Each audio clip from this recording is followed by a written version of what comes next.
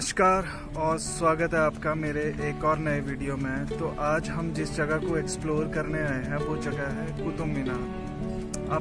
आप में से बहुत सारे लोगों ने स्कूल में पढ़ा होगा इस कुतुब मीनार के बारे में और बहुत सारी इन्फॉर्मेशन भी आपको पता होगी, बट बहुत सारी इन्फॉर्मेशन ऐसी भी है जो बहुत सारे लोगों को नहीं पता है, जो कि उसको एक्सप्लोर करने के लिए मैं यहाँ पे आया हूँ और देखते हैं वो वाली इन्फॉर्मेशन जो वो कितनी मतलब सच है।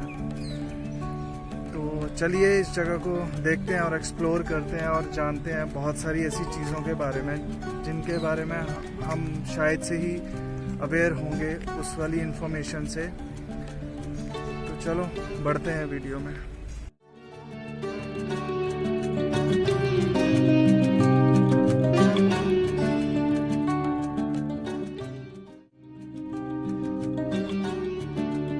कुतुब मीनार के इस कॉम्प्लेक्स में एंटर करते ही जो सबसे पहले आपको दिखने वाली चीज़ है, यहाँ पे बना मुग़ल गार्डन और मुग़ल मस्जिद।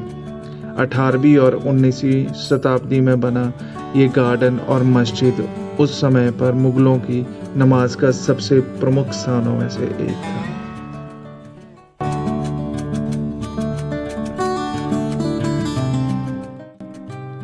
भारत की राजधानी दिल्ली में बनी इस इमारत का जो इतिहास हम जानते हैं वो सिर्फ किताबी है या तो सुना सुनाया। ऐसे कहा जाता है कि कुतुब मीनार को कुतुबुद्दीन ऐबक ने 1199 में बनाना शुरू किया था और ये 1220 में बनकर तैयार हो गई थी। इसको बनाने में लगभग 21 साल का समय लग गया था, जिसको कि उसके बाद उसके सन इन लॉ शमशुद्दीन ने कंप्लीट करवाया था।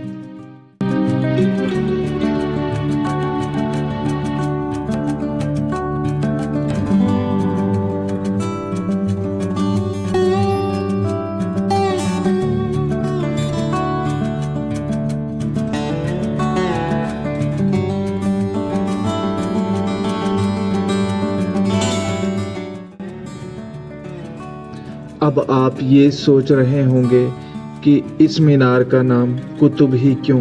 कुतुबुद्दीन ऐबक दिल्ली सल्तनत का वो पहला मुस्लिम राजा जो तुर्किस्तान से भारत आया था, उसी के नाम पर इस मीनार का नाम कुतुब मीनार रखा गया। इस मीनार की हाइट 72.5 मीटर लगभग 327 फीट ऊंची है और ये दुनिया की सबसे ऊंची मीनार है।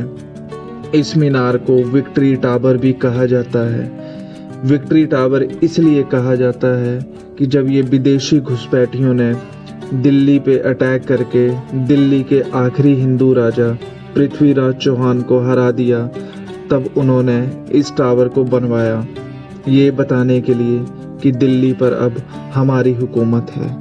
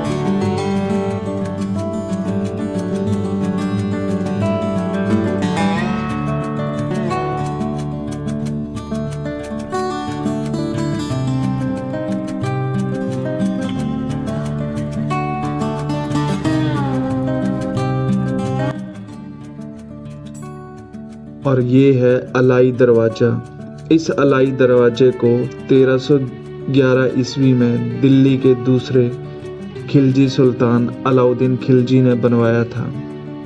इस अलाई दरवाजे को बनाने में रेड सैंडस्टोन और वाइट मार्बल का यूज़ किया गया था और भारत की ये सबसे पहली इमारत है जिसको कि बनाने में इंडो इस्लामिक आर्किटेक्चर का यूज़ किया गया था।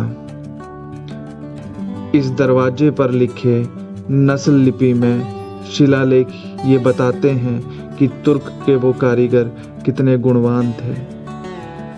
अलाउद्दीन खिलजी ऐसे 4 और अलाई दरवाजे बनाना चाहता था, बट इस अलाई दरवाजे को बनाने के 5 साल बाद अलाउद्दीन खिलजी की मृत्यु हो गई थी।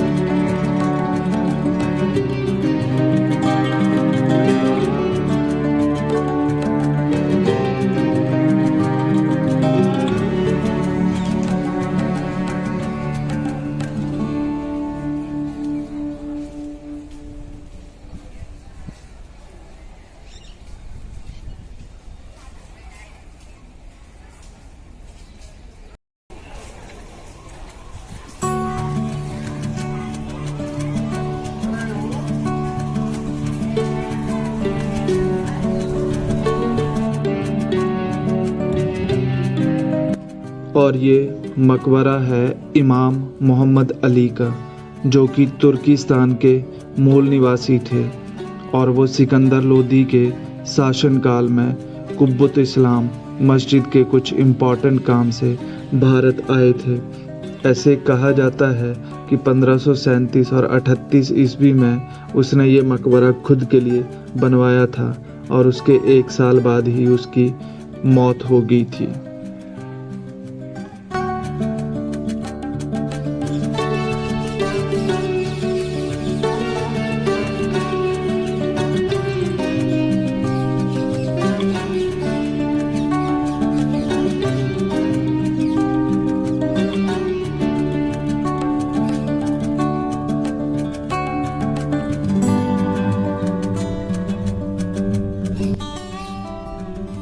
ऐसा नहीं था कि कुतुबुद्दीन ऐबक ने जो मीनार बनाई थी वो बिल्कुल ऐसे ही दिखती थी।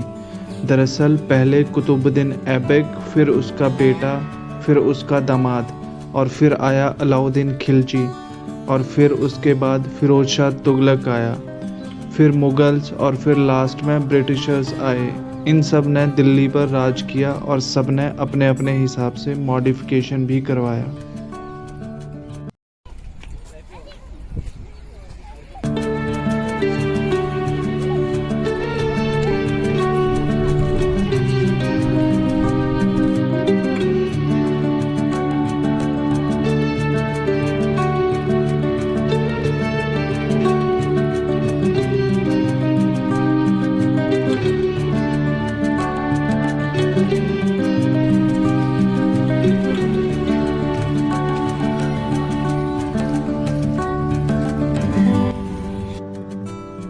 ये मीनार पब्लिक के लिए पहले ऊपर आने और जाने के लिए खुली होती थी, लेकिन 4 दिसंबर 1984 को कुछ ऐसी दुर्घटना हुई, उसके बाद से इस मीनार को पब्लिक के लिए हमेशा से बंद कर दिया गया।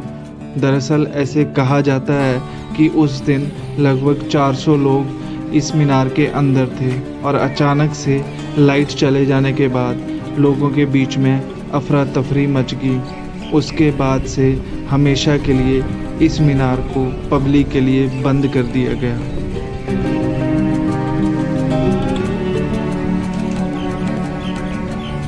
कुतुब मीनार में बना ये लोहे का स्तंभ जो लगभग 1600 साल पुराना है, दरअसल इस स्तंभ को 1600 साल पहले चंद्रगुप्त मौर्य के बेटे कुमार गुप्त ने अपने पिता की याद में बनवाया था। और अहमद शाह दुर्रानी, जो कि एक अफ़गानिस्तान का राजा था, उसने कई बार इसको तोप से उड़ाने की भी कोशिश करी, जिसमें कि वो असफल रहा। कई सौ साल बना ये लोहे का स्तंभ दर्शाता है कि भारत का प्राचीन काल का विज्ञान कितना प्रभावशाली था।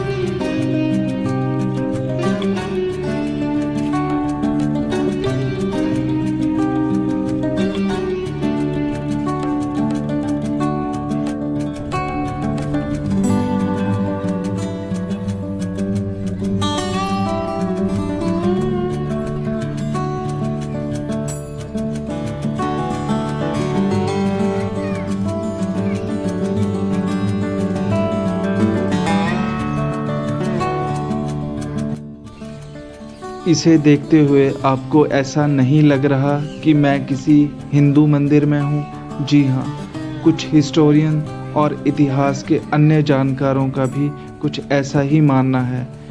ये उन मुस्लिम शासकों के आने से पहले ये एक हिंदू मंदिर हुआ करता था। खंभों पर बनी मंदिर की घंटियाँ एक हिंदू मंदिर के साथ साथ काफ़ी मेल खाती हैं। बहुत सारी हिंदू देवी देवताओं की बनी इन नक्काशियों को देखकर आप वहाँ पर महसूस कर सकते हैं कि आप एक प्राचीन हिंदू मंदिर में खड़े हैं। तो क्या मीनार के चारों तरफ बनी सारी संरचनाएं वास्तव में हिंदू स्मारक थे? कुतुब मीनार एक हिंदू स्मारक थी। इसका जिक्र सैयद अहमद खान, जो कि एक आर्कियोलॉजिस्ट थे, उन्होंने 1852 में असरुस सनादिद नाम के पेपर में किया था। तो सवाल उठता है कि क्या हमारे इतिहास के साथ छेड़छाड़ हुई थी और हमको हमेशा इतिहास के नाम पे मूर्ख बनाया गया है?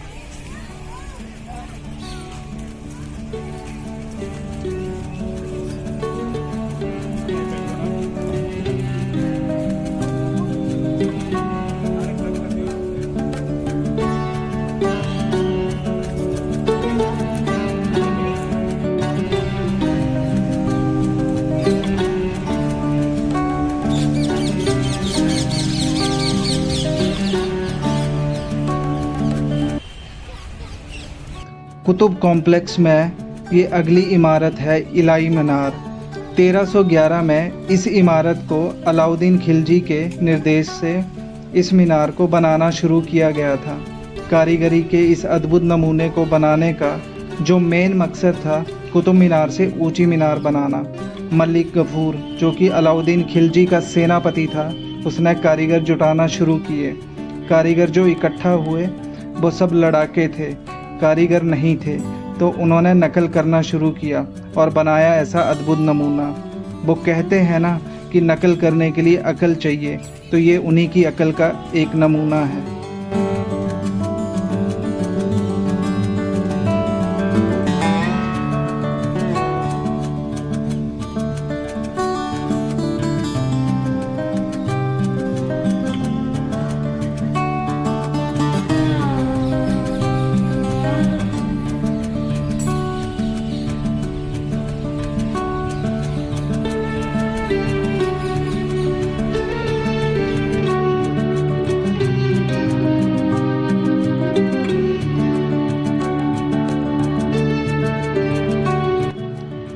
और ये है शमशुद्दीन इल्तुमिश का मकबरा।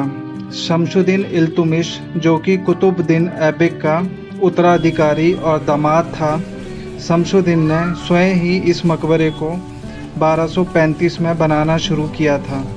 ऐसे कहा जाता है जो इसका मेन गुंबद था वो गिर गया था। फिर फिरोज शाह तुगलक ने दूसरा गुंबद बनवाया और वो भी ज़्यादा दिन तक नहीं टिक पाया था।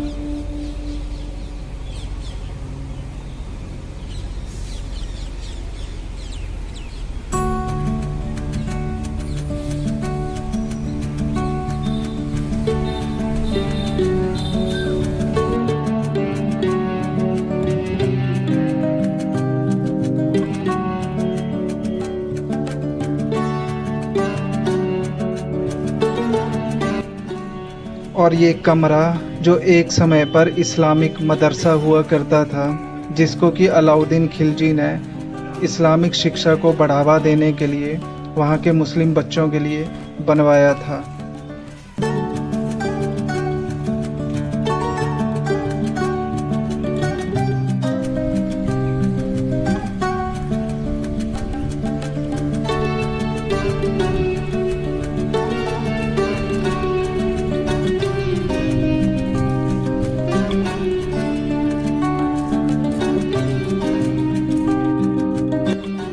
इसी मदरसे के बगल में आखिरी सांसें लेती दीवारों के बीच में बना है उस दौर के सबसे क्रूर और पावरफुल सुल्तान अलाउद्दीन खिलजी का मकबरा, जिसको कि शायद ही कोई वहाँ पर आने वाले लोगों को पता होता है। वो वहाँ पर आते हैं, इसके ऊपर बैठते हैं, फ़ोटो खिंचवाते हैं, पर ये नहीं जानते कि वो एक मकबरे के ऊपर बैठे हैं।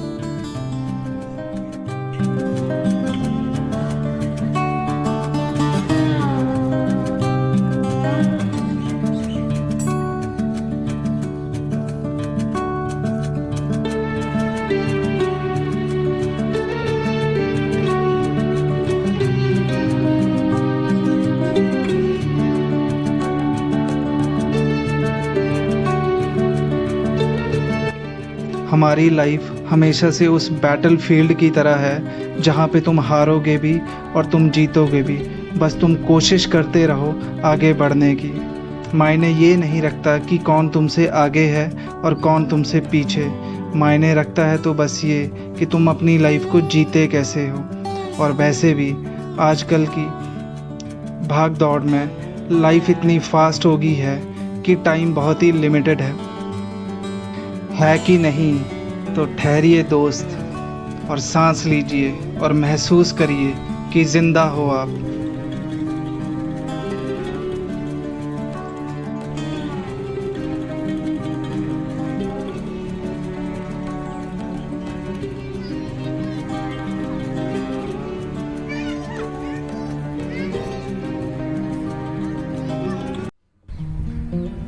तो कैसा लगा? आई होप कि आपको ये मेरा वीडियो पसंद आया होगा। कभी कभार ऐसे होता है ना कि बहुत सारी ऐसी इन्फॉर्मेशन होती है जिनके बारे में हमको पता नहीं होता है और ना ही कभी हमको स्कूल में उन सब चीज़ों के बारे में पढ़ाया गया होता है। सो आई होप कि जो इन्फॉर्मेशन मैंने दी काफ़ी इन्फॉर्मेटिव थी। आप इस जगह को एक्सप्लोर करिए, आइए, ये जगह देखने में बहुत ही खूबसूरत है। और जो फैक्ट्स मैंने इस वीडियो में बताने की कोशिश करी है, आप भी आके इन सब चीज़ों को देख सकते हैं। इसी के साथ जो मैं वीडियो अपना एंड कर रहा हूँ यहाँ पे। अगर आपको मेरा वीडियो ये पसंद आया तो मेरे इस वीडियो को लाइक करना ना भूलें, और अगर आप मेरे चैनल के साथ बने रहना चाहते हैं तो सब्सक्राइब जरूर करिए। देखने के लिए बहुत बहुत धन्यवाद।